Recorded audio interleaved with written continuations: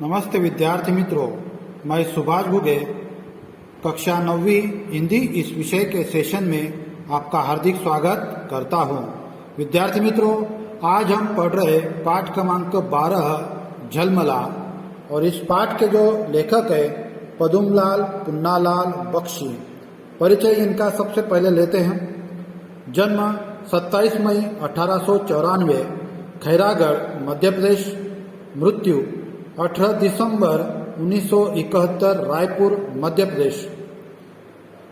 बख्शी जी कवि, कथाकार, समीक्षक, निबंधकार अनेक रूपों में हिंदी साहित्य में प्रसिद्ध हैं। आप विभिन्न विषयों पर उच्च कोटि के ललित निबंध भी लिखे हैं। प्रमुख कृतियाँ हिंदी साहित्य विमर्श, विश्व साहित्य आलोचना, हम, मेरी अपनी कथा, मेरे प्रिय निबंध, मेरा देश, वे दिन, समस्या और समाधान यह निबंध संग्रह है।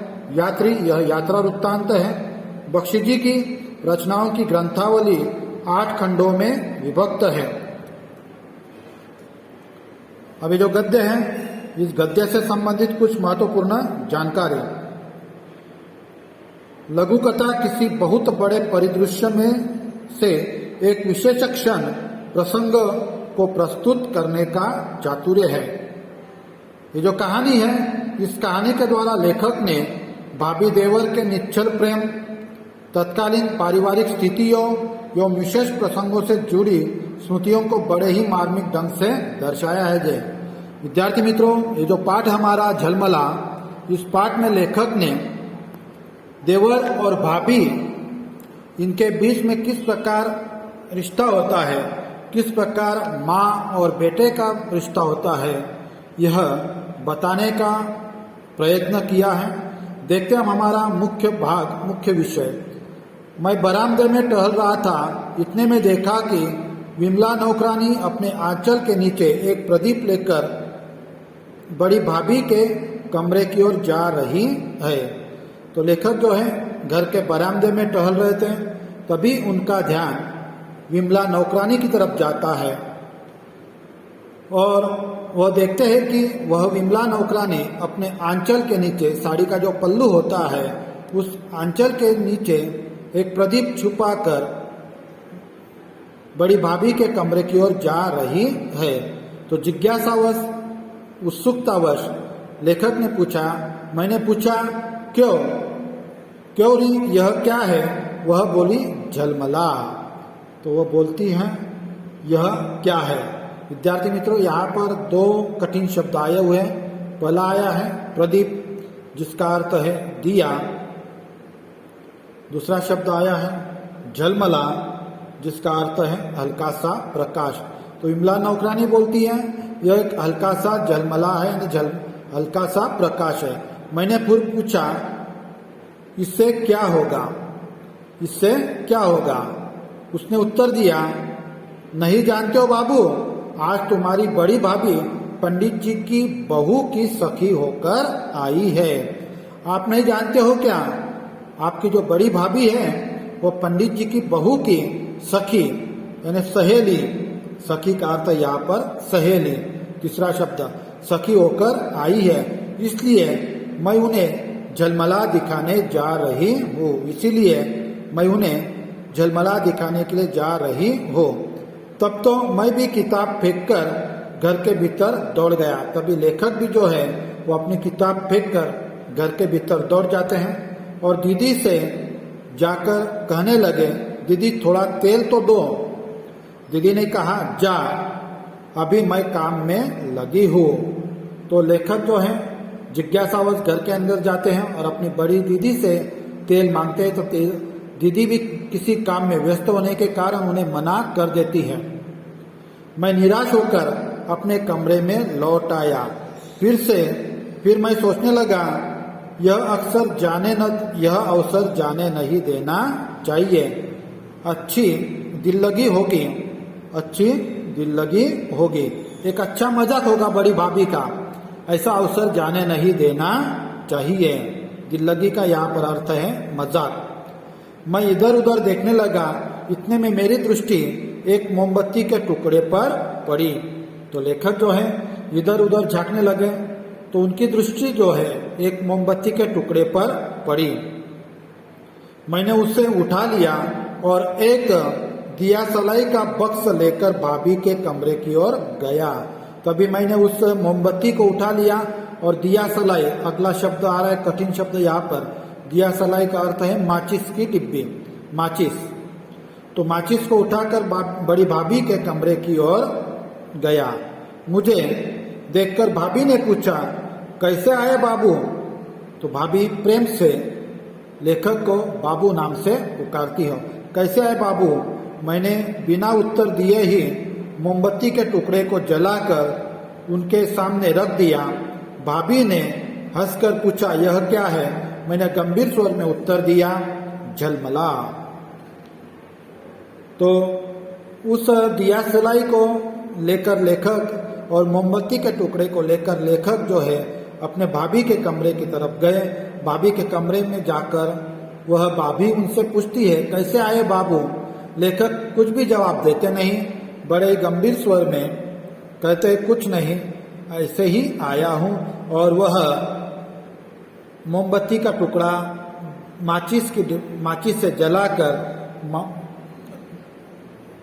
भाभी के सामने रख देते हैं। फिर भाभी पूछती, यह क्या है?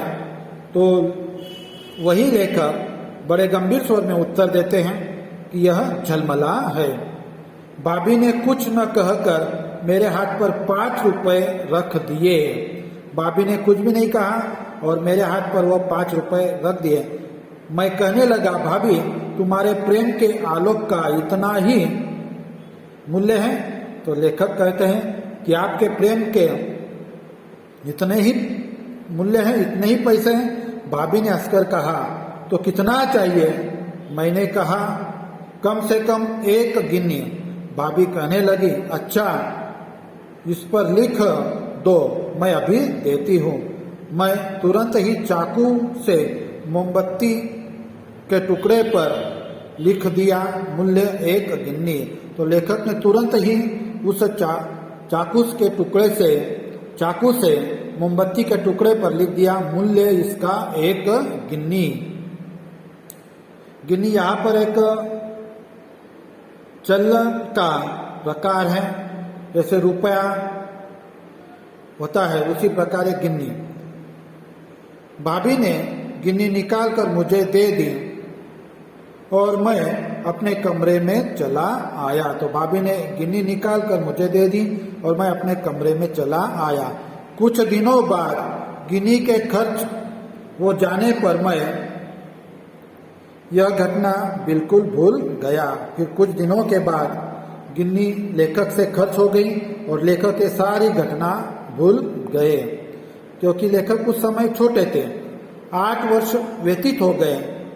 मैं BA LLB होकर इलाहाबाद से घर लौट आया। तो लेखक इस 8 वर्ष में घर से बाहर के पढ़ाई के सिलसिले में और BA LLB की उपाधि प्राप्त कर जब वो घर इलाहाबाद शहर से अपने घर लौट आए, घर की वैसी दशा न थी जैसे 8 वर्ष पहले थी। घर की हालत बदल गए थे। जाहिर सी बात है, परिवर्तन होता रहता है। न भाभी थी और न विमला ही, न घर में भाभी थी और न ही वह विमला नौकरानी। भाभी हम लोगों को सदा के लिए छोड़कर स्वर्ग चली गई थी। तो यहाँ पर भाभी का स्वर्गवास हो गया है और विमला नौकरानी भी नहीं है। और विमला कटंगी में खेती करती थी। तो विमला जो है अपने गांव में कटंगी में चली गई थी, वहां पर खेती कर रही थी। संध्या का समय था। संध्या नया शब्द यहाँ पर आ रहा है, संध्या ने शाम। संध्या का समय था। मैं अपने कमरे में बैठा न जाने क्या सोच रहा था। तो लेखक जो है वो अपने कमरे में बैठकर न जाने क्या सोच रहे थे। पास ही कमरे में पड़ोस की कुछ स्त्रियों के साथ दीदी बैठी थी। पास के कमरे में पड़ोस की कुछ औरतें आई हुई थी, उनके साथ दीदी बैठी हुई थी। कुछ बातें हो रही थी। इतने में मैंने सुना दीदी किसी स्त्री से कह रही थी, कुछ भी हो बहन, मेरी बड़ी बहू घर की लक्ष्मी थी। उस स्त्री ने कहा,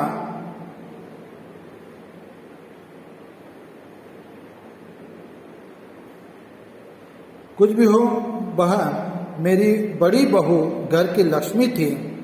उस स्त्री ने कहा, हाँ बहन, खूब याद आई, मैं तुमसे पूछने वाली थी। तो यहाँ पर बड़ी बहू की यादें, यानी लेखक के बड़े भाभी की यादें सबको आ रही हैं। विद्यार्थी मित्रों, पेज नंबर 50 पर आइए।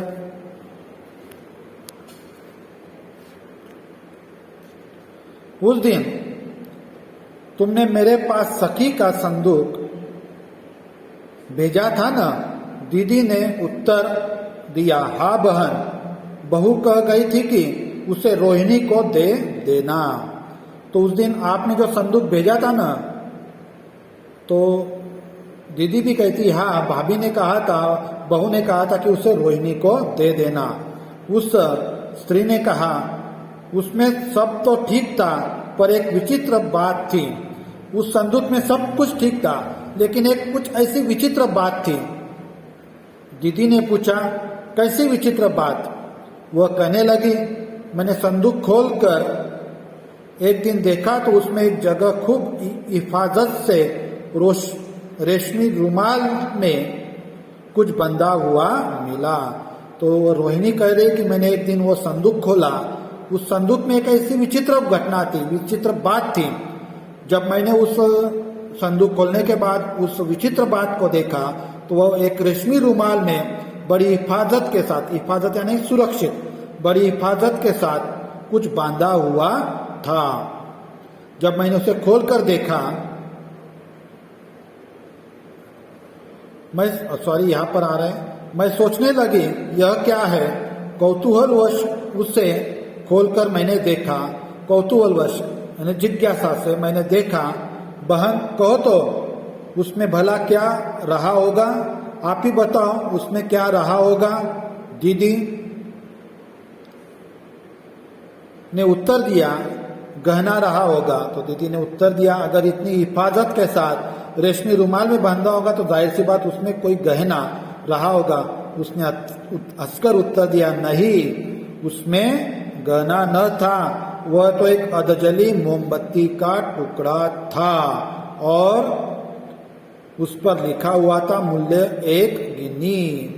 कोई गहना नहीं था, बल्कि वहां पर एक अधजला मोमबत्ती का टुकड़ा था और उस अधजले मोमबत्ती के टुकड़े पर लिखा हुआ था मूल्य 1 गिनी। विद्यार्थी मित्रों, थोड़ा पीछे जाकर याद करने की कोशिश कीजिए। यही वह मोमबत्ती का टुकड़ा है जो लेखक अपनी भाभी के कमरे में लेकर गए थे। क्षण भर के लिए मैं ज्ञान शून्य हो गया। फिर लेखक ने ये बातें सुन रहे थे। क्षण भर के लिए लेखक जो है वह ज्ञान शून्य हो जाते हैं। फिर अपने हृदय के आवेग को न रोककर मैं उस कमरे में घुस पड़ा और चिल्लाकर कहने लगा, वह मेरी है, मुझे दे दो।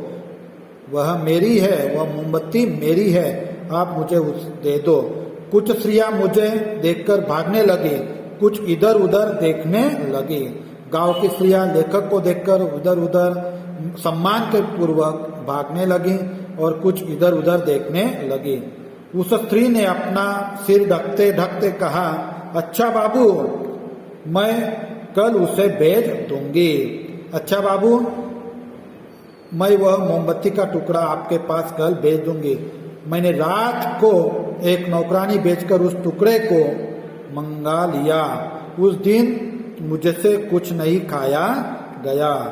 मैंने लेखक को कल तक की फुर्सत नहीं थी, उन्होंने तुरंत एक नौकरानी को भेज दिया और वह टुकड़ा मंगा लिया। विद्यार्थी मित्रों, इस सेशन में हम विराम लेते हैं, तुरंत मिलेंगे नेक्स्ट सेशन में। धन्यवाद।